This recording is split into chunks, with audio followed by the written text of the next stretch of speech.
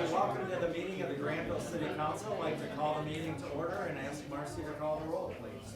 Councilmember Grandville. Present. Merringa. Present. Norhuck. Here. Steenstra. Here. Truce. Here. Vanderwall. Here. And Mayor Mas. Here. Well, tonight for the invocation, we have pastor signs from Grandville Jenison Congregational Church. So for those of you who wish, we'd invite you to stand for the invocation, then we're going to follow that with a pledge of allegiance. Welcome, Pastor. Thank you, sir. Lord God, creator of all that is seen and unseen, we pause to give you thanks and praise for all the blessings that you have showed us with. We thank you for our lives, our health, our jobs, our homes, and our comforts. And we thank you, Lord, for being able to come together and work on behalf of the people of Grandville. Lord, we ask for continued blessings on this council, that they work in harmony for the entire community. We ask for peace and kindness in their hearts and minds as they make the necessary decisions for all of us. Father, bless them with the spirit of fellowship, grant them wisdom and understanding in a servant's heart. Lord, bless our mayor, whose leadership is so valuable to us all. And as always, we ask that you keep safe those who work selflessly to keep us safe, our police, firefighters, first responders, and all who place themselves between us and trouble. Let them feel the thanks and love of the people of this city. Father, bless all of our city workers as they make our lives better.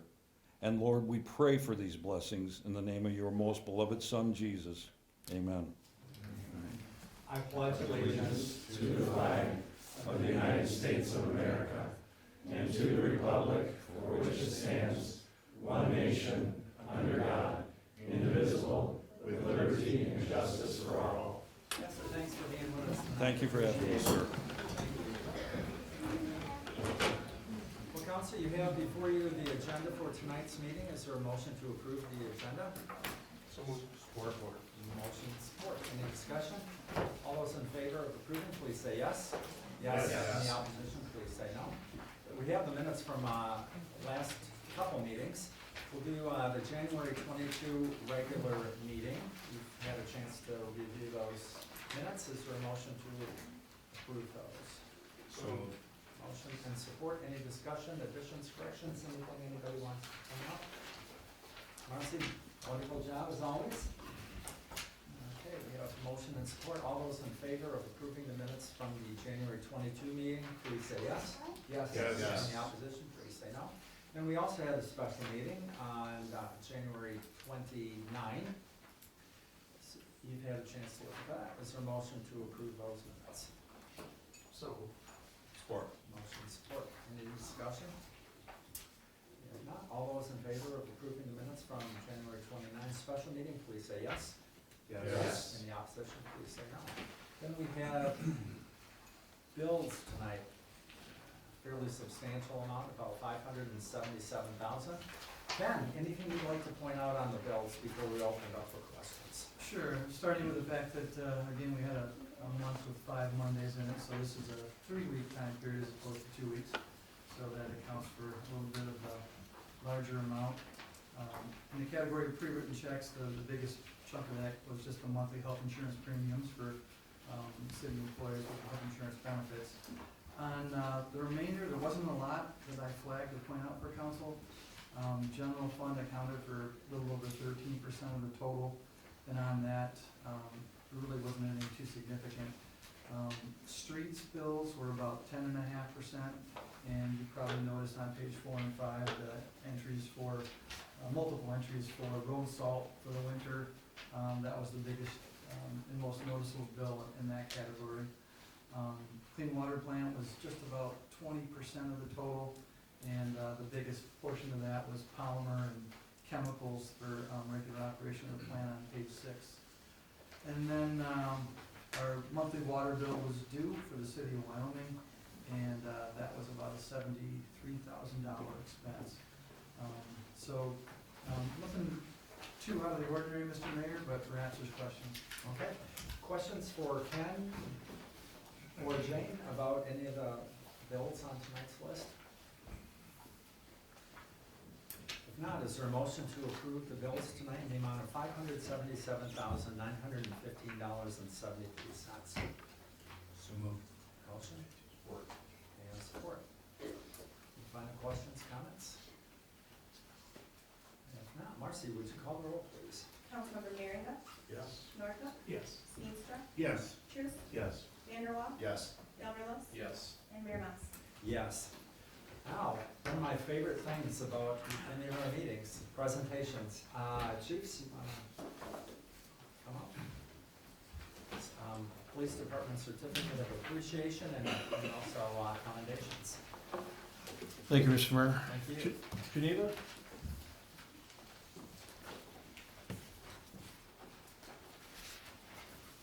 And for those that would like to get photos, we have 3 series of presentations to give. Feel free to grab some while we're going through the presentation. Afterwards, we're going to get the award recipients against the south wall so you can have some time for some non-rushed photos. Tonight we're here to honor Geneva DeLusso for her many decades of service as a crossing guard for us. We did our due diligence, however, between Wyoming and Grandville, we couldn't quite figure out exactly how long, but we do know it's in excess of 30 years. So Geneva, in recognition of your decades of loyal service as a crossing guard, the dedication that you put forth to protect our students as they, travel to and from school is greatly appreciated by the school, our department, and the citizens of the city of Grandville. Congratulations.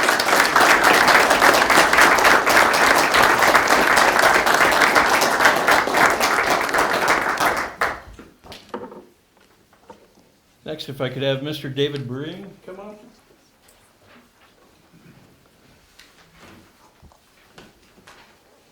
This one is going to be a Wyoming Police Department civilian commendation. On December 7th, 2023, officers were dispatched to an unknown accident at the intersection of Rivertown Parkway and Potomac. Prior to the officers' arrival, the suspect and at-fault driver fled on foot. At that time, David Breen, a bystander, called 911 and informed them that he was pursuing the suspect. From talking to the dispatchers, David gave a lot better verbal report than a lot of our officers do during foot pursuits. So congratulations. David was able to articulate the direction of travel and suspect description and business names that he was passing while he was still running. Dave ran after the suspect but lost sight of him near Carrabba's. Dave then went inside Carrabba's, figuring that the suspect had gone inside, but could not locate him. When David came out, he regained sight of the suspect and recognized him, even though the suspect had attempted to strip off some clothing in order to effect his escape. David directed the officers to the southwest corner of Grandville Printing, where the suspect was taken into custody. It should be noted that this accident occurred during the evening rush hour in a retail corridor when it was very dark outside. And definitely without David's assistance, the officers are certain that the suspect would not have been able to be immediately located and arrested. The driver was subsequently charged with operating while intoxicated and hit and run and operating a vehicle without first obtaining a license. So thank you very much for your support.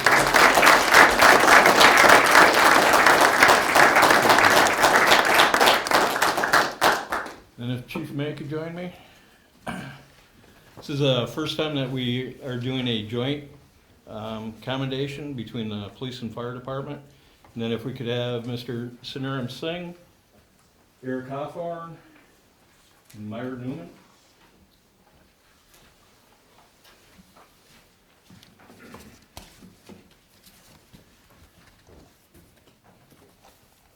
This was a busy day on December 7th. On December 7th, emergency personnel were dispatched to the JCPenney at Rivertown Crossing Mall for a subject not breathing and with no pulse. The patient's daughter had begun CPR while somebody called 911. Sundaram, the general manager for the mall, heard the commotion and ran down a flight of stairs and immediately took over CPR.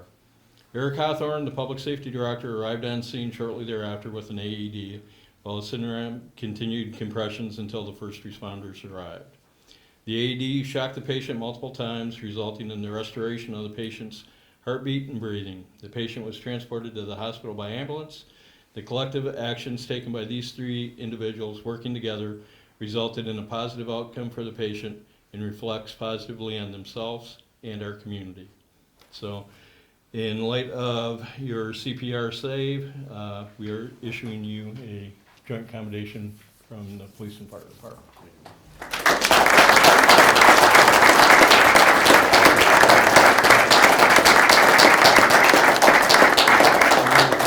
For some quick photos. Sure. Just a blip from the fire department perspective. You know, council's aware from different reports and such that 2 or 3 times a year we're blessed enough to have one of these situations where there's somebody that's experienced a sudden death that we have a good outcome on.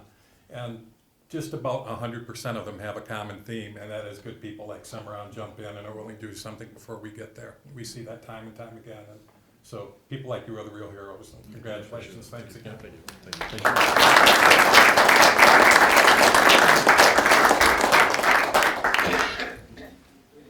Okay. See, it's time for public comment. Anybody here tonight like to address the council, please just come up to the podium, give us your name, address, and tell us what you're thinking about tonight. Welcome. Hi. Just me. My name is Ray Mers, and I live at 2655 Grand Castle Boulevard, which is the big funny castle on 28th Street. We know it, we love it. And I have 2 points of order that I wanted to bring up today, but before I do, I'd like to welcome you all to join me in celebrating today being 147 days since I got run over by a truck. Both of my points today are relevant to the experience of people in Grandville who get around by means other than a car. I would hope we could all agree that owning a car should not be a prerequisite to participation in public life in Grandville. Whether due to age, disability, finances, or environmental consciousness, a lot of people travel without a car and deserve to do so freely and safely. So my first point today is that the city's management of snow this winter has been abysmal, despite it being a record low year for snowfall. I'm sure we all loved the 60-degree week. It was phenomenal for field work. I would encourage the council to navigate these sidewalks when they haven't been cleared, and then imagine how much more difficult it would be in a wheelchair, or with a stroller, or with crutches. Businesses outside the main downtown stretch have no incentive to keep the sidewalks outside of their buildings clear of snow, despite that being the general rule. And most will plow the snow from their parking lots into the sidewalk, which, by the way, is a violation of Section 168, Division 1, Article 6, Chapter 25 of the Grandville Code of Ordinances. I read the whole thing today. Many of them have simply opted not to install sidewalks. This is the natural result of forcing pedestrians to walk in the road, often in hazardous conditions.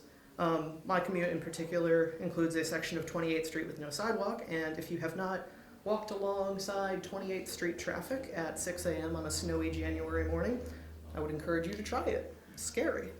That might be a problem for next year. It doesn't look like we're going to get a ton more snow, but that brings me to my second point, and it's a more specific point, and that being the particular stretch along 28th Street between Ottawa Avenue Southwest and Wilson Avenue, right where it turns into the 196 on-ramp. On the north side of 28th Street, there is no sidewalk to reach the pedestrian signal at the corner of 28th Street and the I-196 on-ramp. Both Nienhuis Collision and the Citgo have declined to install sidewalks along this stretch. There is a sidewalk along the south side of 28th Street at this area, but pedestrians must cross 5 lanes of 28th Street traffic without a crosswalk to reach it. The apartment building I live in is massive, and I have hundreds of neighbors. Many of my neighbors are elderly, many of them are wheelchair users, and many of my neighbors are young children. For me, this is an inconvenience. This is annoying, but for a lot of my neighbors, it is life-threatening and isolating in the winter. Many of my neighbors cannot leave home if there's snow on the ground. And I have brought this concern to the Department of Public Works, and they told me it was a matter for the state, so I brought this problem to the state, and they told me it was a matter for the city, and so I'm here. If the city of Grandville wants to live up to its goals of sustainability and its goals of enriching the lives of its senior neighbors, I would encourage this and other pedestrian safety issues to be addressed. I'm happy to pass along the maps and proposals I have previously made to the city and the state, available to the city once again.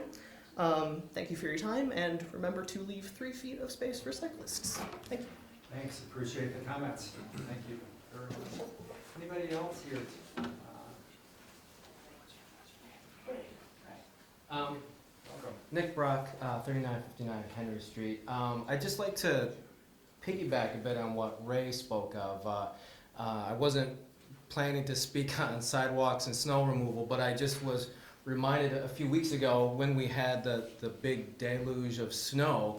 The sidewalks, yes, are just really hazardous to get through, but my concern specifically is at the bus stops. Now, I know that I've spoken with a few of you about like how to manage the bus stops, if we could get like shelters for some of these, but when it snows, these bus stops, from where the bus stop is to the road and to where that person is supposed to be, the snow can be as this high, and the person has to traverse over the snow or through it somehow just to get to their to get onto the bus. So I would really support some type of system that is supported by the city and not through a nonprofit organization or just through volunteers, though that is highly encouraged. There needs to be some better way for the city to support its citizens, whether they are just walking to and from downtown or they just want to use the bus services. So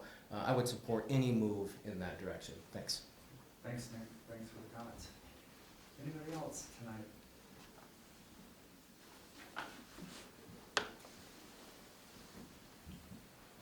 Good evening. My name is Eric Hathorn. I am the Public Director of Safety at Rivertown Crossing Mall. Nice to meet you, Mayor and Council.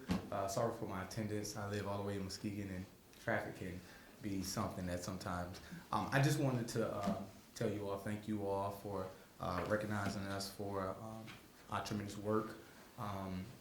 I started with the mall back in July. I was the assistant director there, and then within a month I was promoted to the director there. And throughout these couple months, it's been great. It's been great to work with a good department that I have with great officers that's looking to advance in their career, communicating and having a good relationship with our property manager, operation manager, as well as the police chief. We have had a great relationship working with just people that's coming into our mall to make sure we keep them safe. So I just wanted to make sure that I get up and speak to you all, get you see a face, and looking forward to continue working in this great city. Well, thank you, and congratulations on your commendation. Absolutely. I mean, that was amazing. Absolutely. And a good outcome. Thank you. Absolutely. Appreciate you. Appreciate you. Thanks. Thank you very much.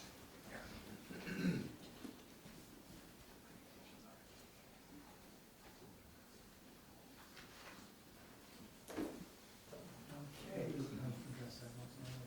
Yeah, Ken? Just a little history on sidewalks, I think probably in order, even the comments, but, just to clarify some history, this is M11, it's a MDOT facility, and for years and years and years, there were no sidewalks on an MDOT highway. In fact, they discouraged, almost actively, some of that kind of development out there. That's changed over the years, and certainly Grandville as a city has always had a commitment to walkability. It's a misnomer to say businesses are opting out of providing sidewalks. That's not the case. In the case of businesses that are established now that go through a site plan review, it's required by the ordinance, and they are verified that they're installed when they're there. This particular stretch goes back decades, and the businesses that were referenced tonight were not in any way approved by the city recently. It was, the 50s and 60s before there were allowances for that. So our policy has been with regard to installing sidewalks in businesses that are already established. When they return for a business expansion of some sort, that's when we catch those things. And Councilman Vanderwall is our liaison to the Planning Commission and knows, even as recently as last week, there was some pretty emphatic statements with regard to site plan review and installing sidewalks on properties that were being redeveloped. So we do that when we have the opportunity to do that. It's not a choice that is given to somebody to either comply or not. There's a requirement. It's a difficulty to go back after the fact and make it a requirement when they're there and they're not requesting any kind of city approval. So just to understand kind of how that comes to be. It's also the case that this portion of 28th Street is within our downtown development district boundaries. We do have a DDA master plan, and a pretty significant portion of that was dealing with this stretch of 28th Street. And it's pretty ambitious what we've got on the plan that's been adopted and that you as a council have approved as well. It includes the possibility of a median of some type in 28th Street if approval can be gained from MDOT to do that. And a median would allow us to think about the possibility of a crosswalk out in the vicinity somewhere of the castle. It's difficult to do that at an unregulated 5-lane intersection, but if there were to be a change in the configuration of the street, and if there were to be a signal allowed to be at that point, and that does require MDOT approval, we could see significant improvement there.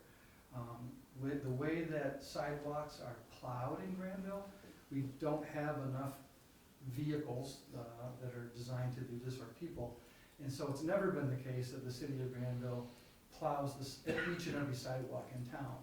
Rather, there's a map, and that map is what's used to decide whether those sidewalks that exist out there are on a major street or on a school route. And if they are, those sidewalks are cleared just like the streets are cleared at the same time with the same crews. There are streets in Grandville where we do not clear the sidewalk, and it does fall to the property owner to be the responsible party to clear those sidewalks. So, excuse me. So, I want to make sure that you're getting a full picture of this, and certainly the walkability scores in Grandville and everywhere, you strive for 100. We're not there yet. We're actually closer than many communities are in terms of walkability. There is a commitment from the Planning Commission, the City Council, our various both downtown and general land use master plan. So these things come together over time, and they do require a lot of approvals from various entities. So I just don't want the flavor to be somehow that Grandville is not in favor of enhancing walkability. And where there's ability to do some things, we're always willing to listen to those suggestions and to look at what can be accomplished within the bounds of the city's resources. So the communication is good. I appreciate Ray coming in today and being specific about what it is she's concerned about. I'd be happy to meet with you in more detail and talk about your concerns here. But my reaction is just to make sure that the whole picture is out there. And in particular, I don't want to let abysmal snowplow activity be the flavor of the conversation. I think it's more than that. There's more here than that. So I'll defer to Charlie Sunblad for anything he might wish to add that I might have missed. You're exactly right as far as plowing. It's all the school routes for the children, it's all our major streets. Since Ray has talked to us, what we're going to do next year is we will take from White Street, go up to 28th, and we'll go down 28th to Ottawa on that sidewalk, so there is clear. No, I know you still have to get across there, but you're gonna have to go across at the signal, and, you're gonna run into the businesses again, but we will at least get that sidewalk area so you can get through there. Thanks. Thank you. Thanks for the background and Appreciate it. update as well. Appreciate it. Okay. Anybody else here like to address the council during public comment? Can I just ask a quick question? Sure. So as far as the rapid and the bus shelters and such, that really falls on the rapid to make those decisions, is that right? Because I've heard complaints about shelters, I've heard complaints about trash receptacles, that there aren't many in spots there should be. So what's the process for that? That's been a difficulty. It wasn't all that many years ago that there weren't any bus routes running through Grandville, and that service was ultimately extended. And now we've got several. The frequency is better. It's a better system. It's more available. It creates greater opportunity for those who don't have transportation or who have mobility problems. But those stops aren't necessarily city stops, and that's where it's become difficult. The metropolitan area is, extensive, and I don't know how many bus stops there are in the bus system, but maybe Paul can help us out. There's a lot. A lot. There's a lot, many So, hundreds. Yeah, so I know the volunteer effort, the mayor spearheaded, you know, an effort to try to get some folks to help out on that. It's unfortunately a reality that we can go as far as we have resources to accommodate. And so we try to prioritize, as Charlie said, you know, the school routes in particular, to create student safety. With the system, the rapid system, it probably comes down to additional conversation between the city and them. I'm not able to sit here tonight and say, you know what, don't worry about it, Rapid, we're just gonna make sure that every bus stop in Grandville gets cleared out. That's happening at the same time that Rivertown Parkway needs to be plowed. And the school routes have to be plowed, so it's not quite that simple. And I don't think that, I'm not aware that the Rapid has a system set up that provides a crew to key locations that might be having difficulties with access. So it's probably good the conversation's being held at the end of the winter, not the beginning. Maybe that gives a little more time for conversation and coordination with those folks. But they're not city stops. We have a pretty lengthy list of things we need to get done. They're bus system stops, and that doesn't mean we shouldn't care, but it just makes it difficult.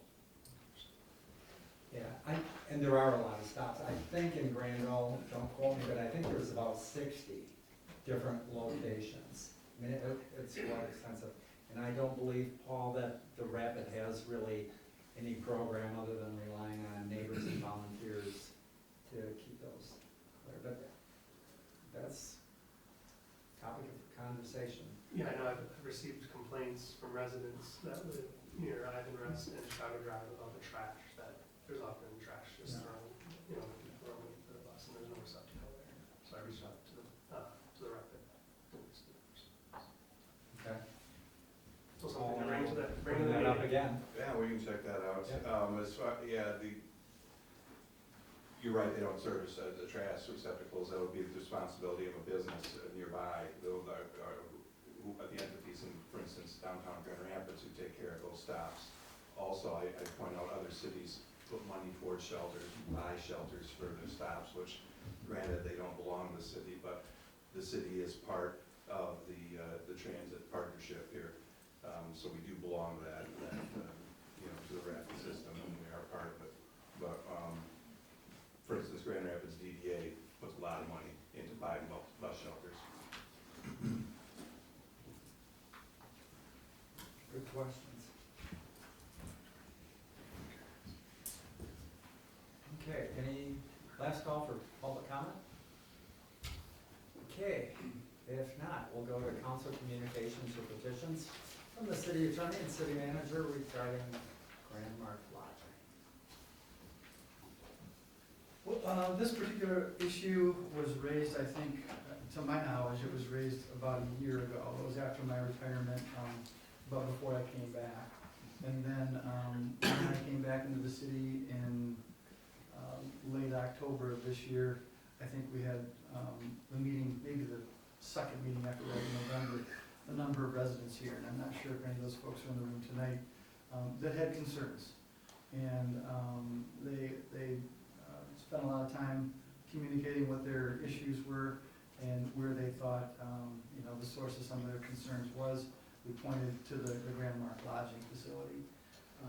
And so at that point, the city had agreed to ask its city attorney to look into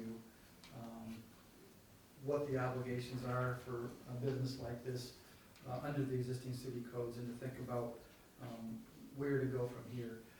At that particular meeting, I think there was a little bit of, at least on a couple of persons' parts, we just need to shut this business down. And you don't just jump on shutting a business down without doing a pretty comprehensive study of what that means and verifying that kind of action is necessary.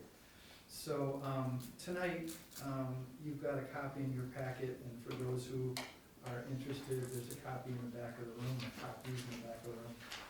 of a memorandum addressed to the city council that kind of hits the basic points with regard to applicable codes and ordinances in the city and you know, potential issues that could be either addressed or verified and addressed, is probably the better way to say it. I'm gonna defer to Matt Zimmerman to kind of go through the details there with the city council. He's been involved heavily on this.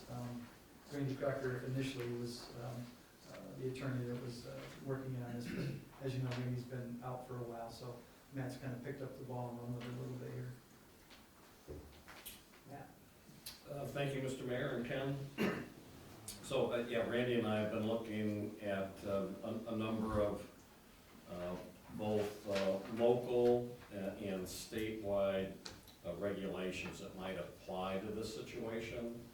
And I should note, before briefly touching on those, that during the first meetings with the former city mayor about a year ago, with Chief Anglem, the police department did some work in looking at the number of calls that came from the area around the Grandmark Lodgings property and in the adjacent neighborhood, and compared that to the areas around some of the other motels or hotels in the city, and compiled that data in a couple of letters that are attached to this memorandum that tried to objectively look at what was going on in the area. And while there certainly were a number of calls that were made and a number of stops and even some arrests in that area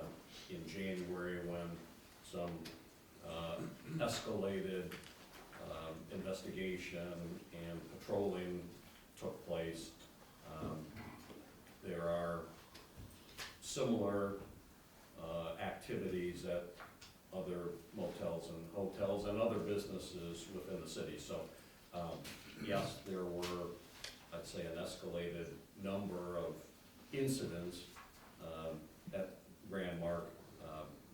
Whether that rises to the level of, as Ken said, taking the very aggressive action of shutting down a business is really a call that the council will have to make. So there were some ordinances, the business license that Grandmark Lodging has, the zoning ordinance that the city has adopted, and then a couple of state statutes that specifically were adopted to deal with situations like this. Those potentially could be used as enforcement mechanisms, but there are considerations that council would need to think about before taking that kind of action. And when we start talking about those considerations, they are part and parcel with some opinions that I would have for council. And those opinions are confidential and I think would be better, at least in the first instance of discussion, to be held during a closed session. After that, council can decide to make matters public if it so chooses, or it can decide to take action. We've made some recommendations in the memorandum that's available to the public, based on discussions that Ken and Randy and I have had with the chief. So there's a lot to talk about, but we've made some recommendations that are short of having the city attorney's office or the city attorney taking legal action on behalf of the city against the business. But we can talk about why that decision or that recommendation is being made more in closed session. And I know that that is one of the topics for both sessions Right. later this evening. So, questions for Matt on this memo? And again, we will be discussing it in closed session a little bit later. Good, thank you. Thanks for the report. Appreciate that. consent agenda, a number of items and approval of the consent agenda tonight would be in the best interest of the city, because there are some purchase orders in there. So we have the police report for 2023, and Chief, great job again. I always enjoy reading it, it's very interesting, like the graphics, and community engagement is just pretty remarkable, all the things that the department has done. And also, just the amount of training, it's just kind of mind-boggling, so thanks for keeping everybody up to date, and your officers too. So we've got that police report, and we also have the police report from January, the specifics, and the treasurer's January report. Minutes from the Environmental Sustainability Committee, Historical Commission, Library Board from their January meetings. Also, resolution setting a public hearing regarding a commercial rehabilitation district. And Ken, is that the Yonkers site, is that? Yes. Okay. And so that would set that public hearing for March 11 at 7:15. Also, there's a request to extend the leave of absence for Matt until, I think, early September. September 2. Yep. And then also setting a budget work session for March 18 here at 6 o'clock at City Hall. And then again, the purchase order and request for the clean water plant for a thermal imager. So is there any questions or any comments council would like to discuss in particular on any of those matters? Yeah. You know, I read through the resolution. Can you get like a slightly different opinion on what a commercial rehabilitation district for underground building, what is that mean? Yeah, the mayor asked this question earlier today. Because it was only on tonight for setting a hearing that's a month away, we didn't want to put all the material in your packet only to repeat it 2 meetings down the road. So it's basically just a set the date for the action today. But in terms of the background, this is a state act that has to do, it's very much like the industrial rehabilitation districts, industrial tax abatement. When someone, and some of those are new, but they also have, similar to this instance, people that buy a property that's distressed and they're gonna rehab it, and then they have the ability to request a tax abatement for that purpose. It's kind of an offset to cost, basically. In the case of industrial development, a lot of times what the benefit winds up being, in addition to ultimately a higher tax base, is employment as well. In this case, commercial tax districts were a thing that I was familiar with when I started a long time ago, that were eventually phased out by the state, and all we did was the Act 198 tax abatements until recently, when they reestablished a commercial rehabilitation district possibility. And so we're treating this much like an industrial tax abatement, meaning that this application has gone to the Business Relations Committee that Councilman Maringa is part of. A recommendation will go back to the city, to the council. At the hearing in March, we'll go over the exact details of the application. Hopefully we'll have the applicant present to answer questions, and we can better quantify the exact impacts of it. But generally, if you think about it as fairly equivalent to an industrial tax abatement, that's really a fair assessment. Perfect. No, great question. And Ken was ready for it, because I had asked it. You know, another thing that kind of threw me off on it is the name of the LLC is called Underground Building Maintenance. And I thought, what is this, something subterranean or something? That's just the name of the LLC, so. Charlie Gator, our assessor, is here tonight, and he's got some information he can volunteer as well. I just wanted to mention one key difference between an IFT and a commercial rehab district. Although the process to getting them approved is almost identical, the key difference in how the tax abatement works is with an IFT, it cuts the taxes in half. So it cuts the millage rates in half except for the state education tax. In a commercial rehab district, it freezes the taxable value for a certain number of years while they have time to rehab the project, or the building and to bring it into more, more functional use for today's world. And there's a maximum 10 years is the maximum. tax abatements, I wanna say were 15. Yes. Yeah. Thanks, Charlie. Any other questions, comments about any of the items on the consent agenda? If not, is there a motion to approve the consent agenda in the best interest of the city? So moved. Support. Motion and support, any other discussion? Marcy, would you call the roll, please? Councilmember Norhuck, Yes. Steenstra, Yes. Truce, Yes. Vanderwall, Yes. Gelderlos, Yes. Merringa, Yes. and Mayor Mas. Yes. Again, city manager's report. A lot of items tonight. A lot of items tonight, starting with a conversation around No Race Park and the improvement project that the city council's been anticipating for a while, and it's been going through the process with the Park and Rec Board. We've got representatives here tonight from that board as well. Katie is here from OCBA, and tonight we're taking, with council's approval, a fairly simple step. The last, I think, council was aware of activity in this area was when it was discovered that the new floodplain delineations were affecting the plans that we originally had for improvements at this park. We do have an already approved grant from the state for about $230,000, I think, that was going to be attributable to the total project cost, which last council heard was well over $1 million, and that was significantly beyond the cost estimate at the time the grant was requested. And I'm drawing a blank, Jane, maybe you remember what the original budget was, The or, original budget was $460,000.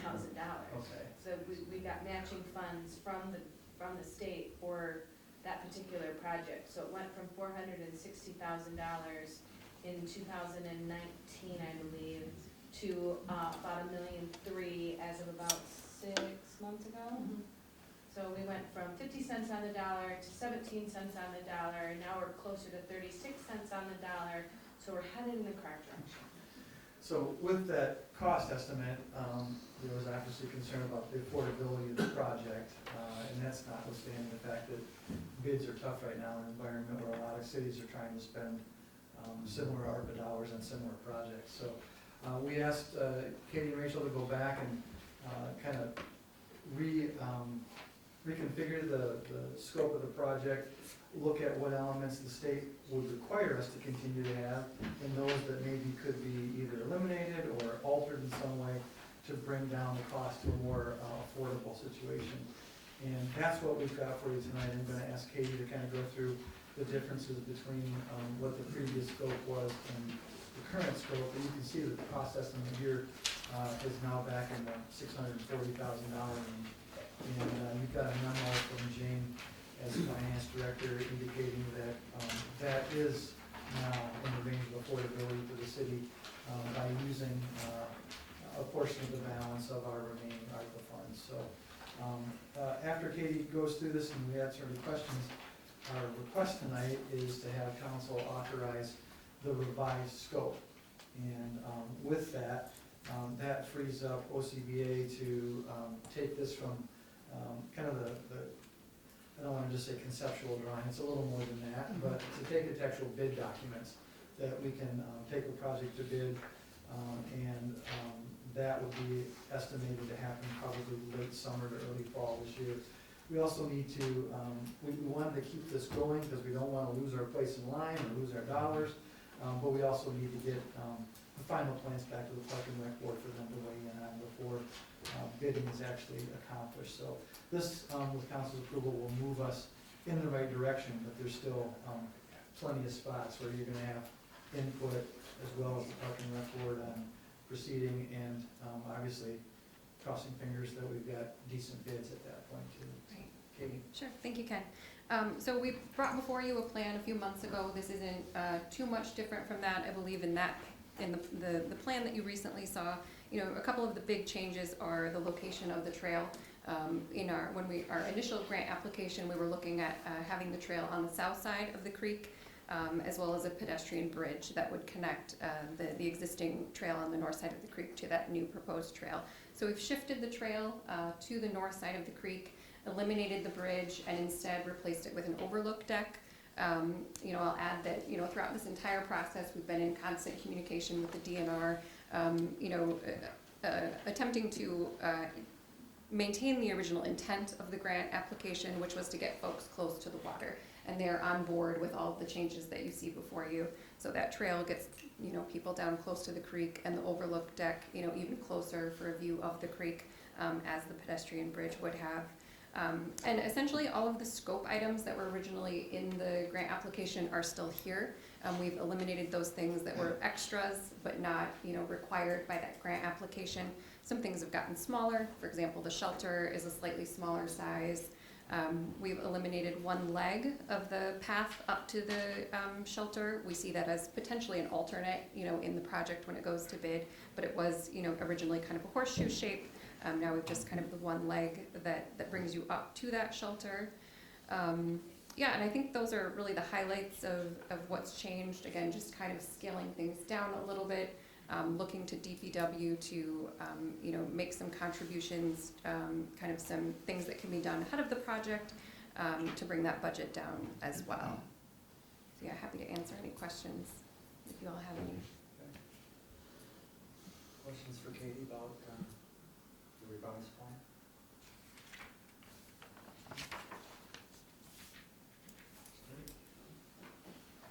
No questions. I think it's a great project, so you're looking for approval tonight to approve this scope? Yeah, if we can get this general scope approved, you can see on here, there's not necessarily dimensioned, some of it's there, but they need to take this to a whole other level in order to go to bid. And we do want to, we even talked about at a recent meeting, about trying to give a little bit of flexibility to our bidders on construction time window, so that if somebody maybe would elect not to bid on it because there was a tight window, if we can give them a greater window, maybe we'll be better off in terms of both the number and hopefully the amount of the bids that we get. So, but we would like an approval of the scope, so that Katie walks out tonight with the green light and they can jump on this. And I would invite, any of our Park and Rec board members that might want to chime in to do so as well. Waiting to see the final product. I think it's a nice project. I think it's gonna be great. One, I like the idea of a shelter outside. I know a lot of people, residents of Brookcrest like to get out in wheelchairs, and people taking them out, and this is just a nice walk, and to be able to be out of the sun and just enjoy fresh air. It's really, really nice. So is there a motion to approve the scope of work as explained by Ken and Dave? So, motion? Support. And support. Any other discussion, comments? Marcy, would you call the roll, please? Councilmember Steenstra? Yes. Truce? Yes. Vanderwaal? Yes. Gelderlos? Yes. Merringa? Yes. Norhuck? Yes. And Mayor Mas? Yes. Great. Thank you. Steve? Second item? Sure. This should be a very simple one. It's more of a paperwork exercise than anything. There's a company that's known as KEPS or CAPS, I'm not sure how they go pronunciating that, but technology, we know them more as ACPNet. They've been a provider of internet services, telecom services in the city of Grandville for the last 5 years under the Metro Act, which is the state law that allows telecom companies to get permits for installing their infrastructure in public rights of way. They had a 5-year initial permit term, and they've notified the city that they would like to extend that by an additional 5 years to August 27, 2029. The only reason to withhold an extension on this would be if we had any issues or difficulty with regard to this company's operations in our city right away. And I have been able to verify through the Public Works Department that ACB is doing fine. We don't have any issues. They tend to respond pretty promptly to any issues that do arise. And so we don't have any reason for council not to authorize the extension. So the motion requested would be to approve the extension to that date. Questions for Ken about this item? None, is there a motion to extend this agreement by 5 years? So, Support. Motion and support. Other comments? Nancy, would you call the roll, please? Councilmember Truce, Yes. Vanderwall, Yes. Gelderlos, Yes. Merringa, Yes. Norhuck, Yes.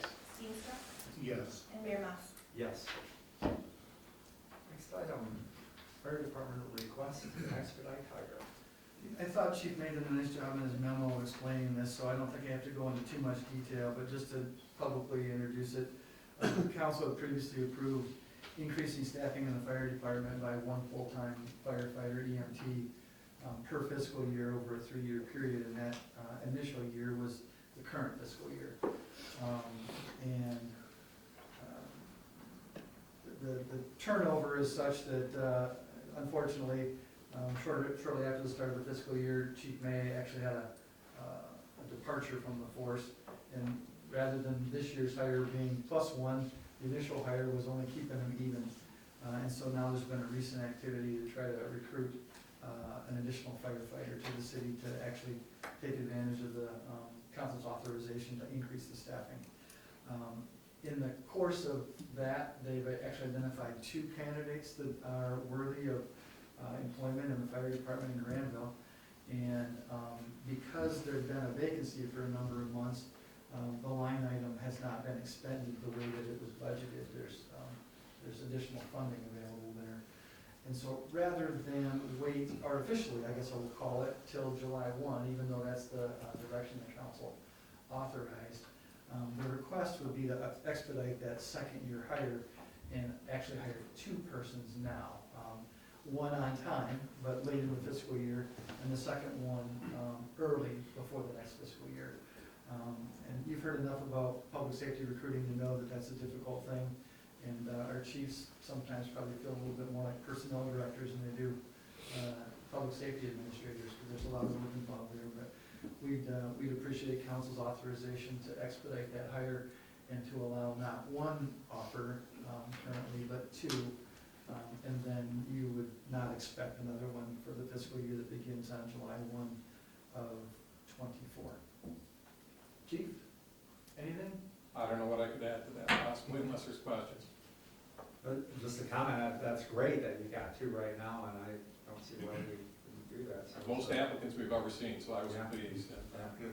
That's strict while the iron's out. Yeah, right, but why is that? Just the way it is?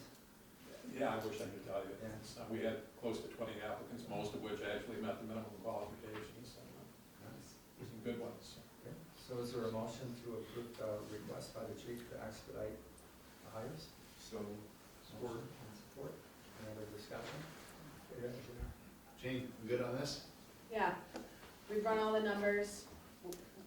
Even with the hire, we'll probably spend less than was budgeted for personnel for the year. Thank you. Yep. Gosh. Oh, I think that's a great problem to have so many applicants too, I guess, right? To be able to offer. That's the most we've ever seen for a full-time position, even going back to some of the earlier postings, it was kind of shocking, to be honest with you. Yeah. No, that's great. I'm in favor of this, and I think it probably would be advantageous to have 2 people going through training at the same time too, right? In some ways. If anything, it'll take some pressure off. We've got another injury we're dealing with, so we've got some overtime and scheduling pressure, and they'll expedite getting some relief and help with that too. Sounds good. We've got a motion and support. Marcy, would you call the roll, please? Councilmember Vanderwall, Yes. Gelderlos, Yes. Merringa, Yes. Norhuck, Yes. Steenstra, Yes. Truce, Yes. and Mayor Mas. Yes.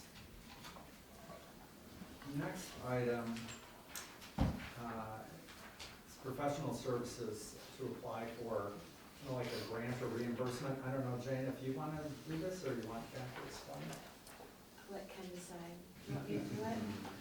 I'm happy to defer to you if you'd like to. Okay.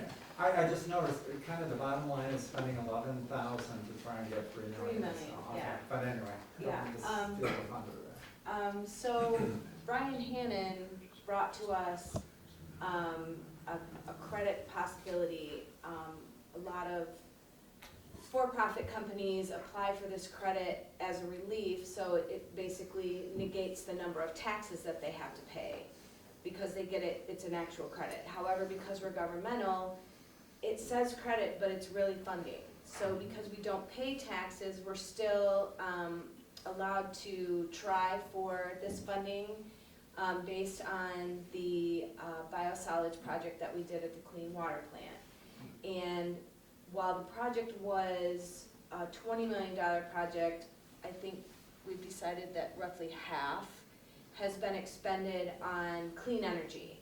And so that's what this is. This is a clean energy credit, and because of our project, we can get up to a certain dollar threshold based on our spend. After talking about it as a group with Brian and Todd and Scott and myself, while we probably could have filed the federal tax return ourselves and signed it, hiring these professional services to take a look at what we're asking for, complete the federal tax return, get it signed by a CPA, it's almost like we're buying insurance that will ensure that we get the maximum credit allowed. So we may have been able to get a portion of it, but we feel like with the additional spend, we're going to increase our chances of getting the maximum amount allowed and make sure that we have our ducks in a row so we don't miss deadlines. We, if we miss a T or an I, they're gonna, we're paying them to catch all of that. So that is what this is for. We would like to engage with a local CPA firm who has contacts that actually specialize in this clean energy credit, and they are engaging with them to look at everything that we have done and that we're doing in order to give the 2 thumbs up that the federal tax return is good to go. The CPA firm will complete the tax return, get it signed, get it filed. It is a bit timely. We do have to have it filed by the end of June in order to get to the next step. So that's why we're coming to you now with this request, because we'd like to keep things moving. Any questions? Yeah. What are our chances of getting these credits? It's like 98%. Of $3 million? Yeah, our chances are really, really high. It's part of the Inflation Reduction Act that was signed, and it's actually through the IRS, so it's not a grant so much as a credit. And since we don't pay taxes, that credit to us is a check. Just cash. So we do have to share that with our customer community, something like that, right? Well, so that's a really good point. We did not fund this project ourselves. We will be sharing the credit with the other funders of this project. But we are also asking the other funders of the project to help with the next project, so this will help offset the cost of the next project that we have started in motion. So this would just basically go back into our rate analysis, right? Yes. Or towards capital improvements. Yes, So everybody would benefit from. it's a win-win-win, Yeah. basically. Is this a one-time thing, or is this Yes. something you could apply for again with another project? No, this is a one-time thing. Yeah. Yeah, I personally use Hungerford, we use Hungerford Nichols for our CPA needs, so I completely trust them. And obviously the ROI on $11,000 for $3 million is a no-brainer. Was there any reason to put this out for bid to any other local CPAs? So we talked about that, given the time constraints, and the speciality of the credit, the federal tax return, and finding the subsidiary or the additional professional services that will come in and basically shore everything up for us. We felt that because we had a provider that met everything, could do it in a timely fashion, they could meet our timeline, we didn't feel that going out to bid was going to bring that cost down at all. So the cost benefit of going out to bid did not seem advantageous to us. So that's why we did it the way we did it. Great. Good work. Thanks.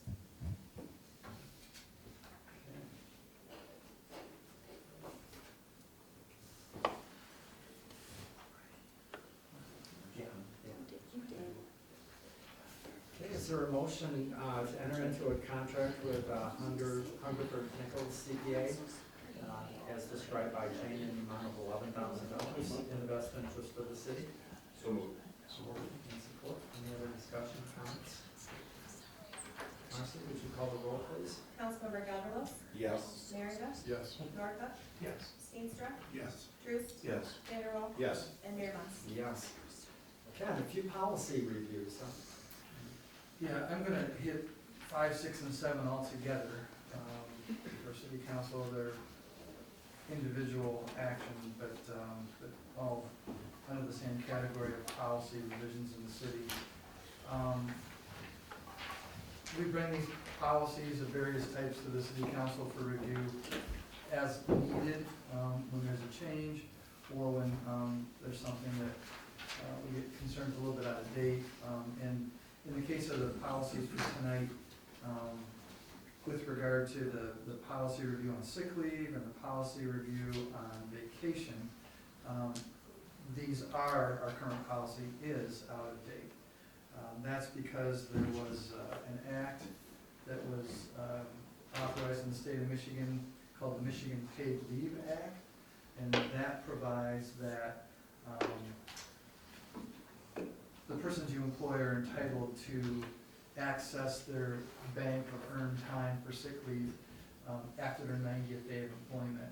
Our policies for decades have said in the city that you, as an employee, are entitled to access those banks, or in this case, that bank, the sick leave bank, after 6 months of employment. So our policy is inconsistent with state law with regard to sick leave.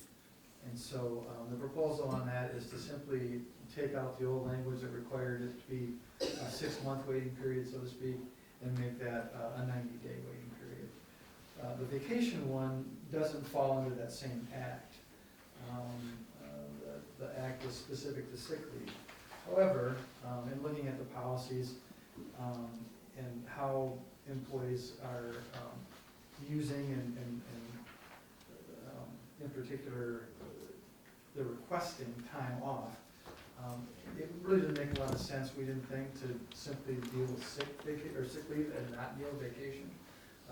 For consistency's sake, 90 days for both makes it easier for folks to deal with.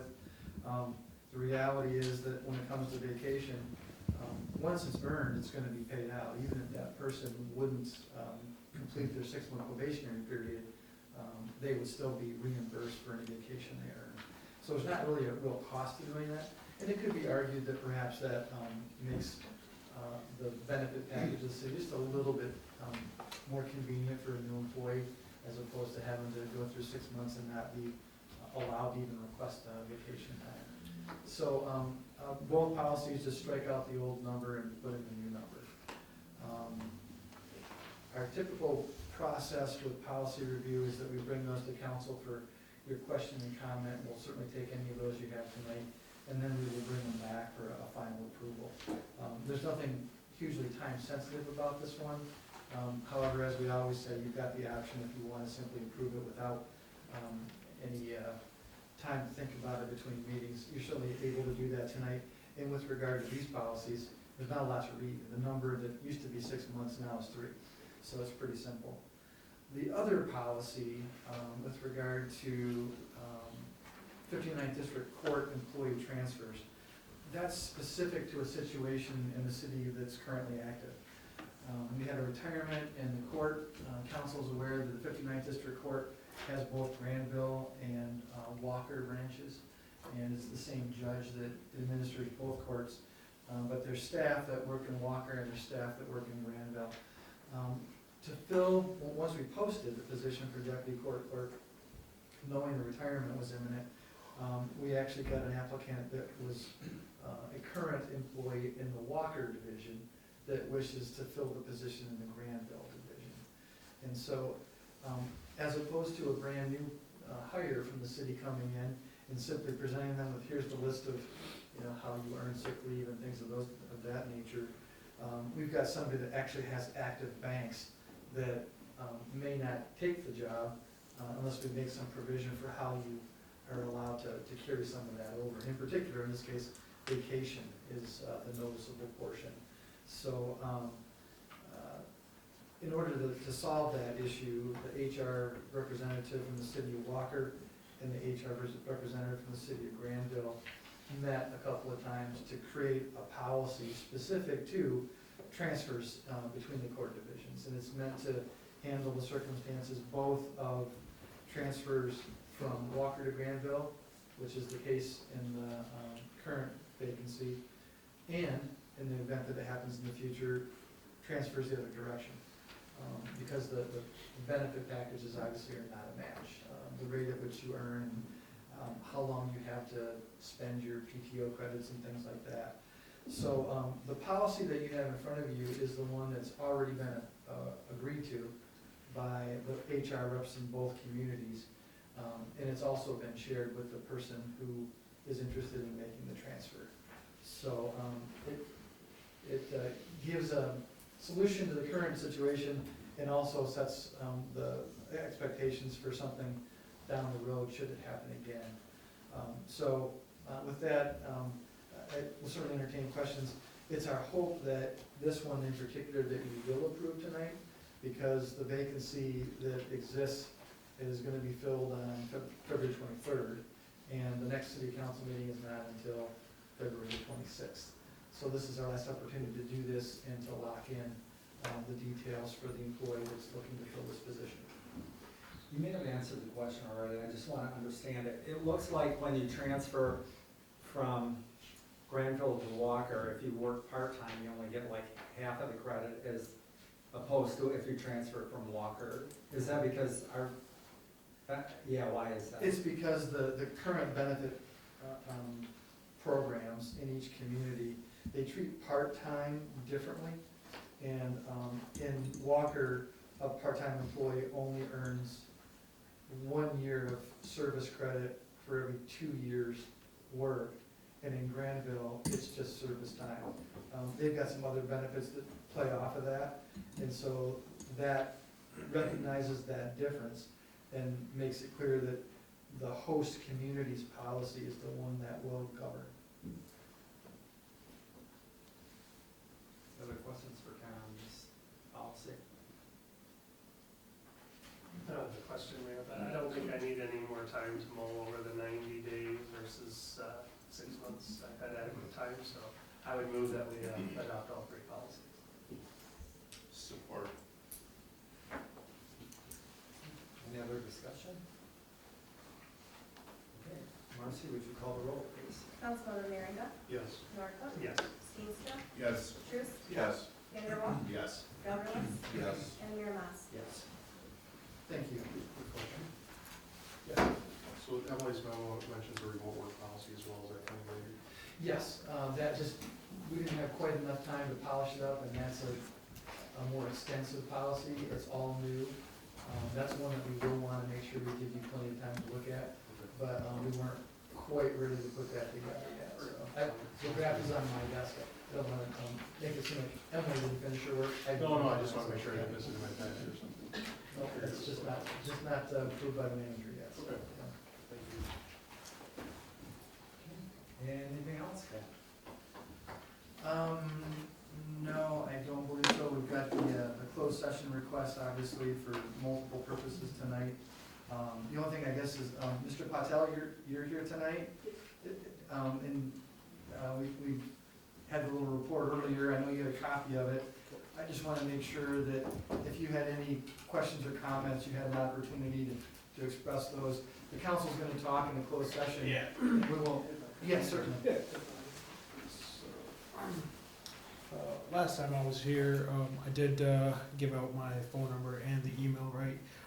In the past 3 weeks, I believe, the last time we were here, haven't had any complaints or concerns from citizens that wanted to contact me directly. You know, obviously they have the right to come here and then address to you. But before it comes to you guys, I want to solve issues, you know, beforehand. But unfortunately, I haven't got any comments or concerns after the fence was installed.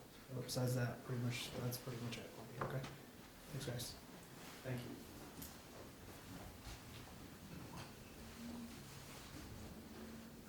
I also noticed in the packet was the Apache Court storm sewer study, so that was kind of detailed that, thank you, I know that some of the neighbors will be very happy to see. Yeah, I'm not sure who all was involved in that. It did start before I came back into the office. And I wasn't sure how much information the city council had on that. But I wanted to make sure you saw that it had been completed and had a look at it. Okay, so before we go into motion for closed session, we'll do council member comments. Randy, let's start with you. Not much, I just want to say it was nice to be here tonight, not in the sense that it's not nice to be here sometimes, but it was just nice and refreshing to be able to witness the, certificate of appreciation and the citizens and nations. Everything from the crossing guard to who's involved in saving a life, and it's just very nice to know that we have those people in this community. And I think sometimes we view it as a small community, but it's actually a much bigger, larger community, and community involvement than we even realize. So very refreshing and nice to see that. And also, thank you for your report. Josh? Yeah, I would agree. It's always good to hear about great things that people are doing out in the community to serve their fellow citizens and, help out with different things. And we've got some really good people here. So it's just a good reminder of how much good there is out there, that people are willing to step in and, take charge in different situations and put themselves out there a little bit to help other people. Just Well, by thunder, I wholeheartedly agree with both of their comments. thank you. I do too, and I just wanted to say I took note that Geneva had people signing her, crossing her sign, so it means a lot to her. And Eric H. came all the way from Muskegon, so it means a lot to him too. So very cool, thank you much. And Ray, thanks for coming tonight and sharing your concerns. I hope we can get some improvements. That's it. Not sure I have anything to add, thanks. Yeah, a couple of notes. Ray, thank you for addressing the issue about accessibility in our region. I know, I'm very proud of our snow removal in Grandville. On all the days that our public schools and private schools had snow days, Grandville was on top of it way before any other of our neighboring communities. So I know that they do work hard on that. Unfortunately, the sidewalk issue is, as Ken mentioned, a much larger issue. And being on the planning commission, even when we approve site plans on industrial areas in the middle of nowhere, we require sidewalks that meet nowhere, but we're planning for the future. So I'm hopeful that all the places where you visit will have those in the future. And I know that the DDA is working very hard on what that looks like to include that into our downtown. And I guess I want to make one more note that the way Ken kind of handled some communication tonight with council, residents, staff, I hope any future city manager applicant watches today's video and says, that's a master's class on how to communicate with the community. And that was really well done, especially in some of these interesting situations. So Ken, again, always great. Thank you. Thank you. Great. Echo everybody's comments. I've got nothing else. There is a request to go to adjourn to a closed session to consider possible purchase of real property. Also consider material exempt from disclosure regarding landmark lodging as referred to by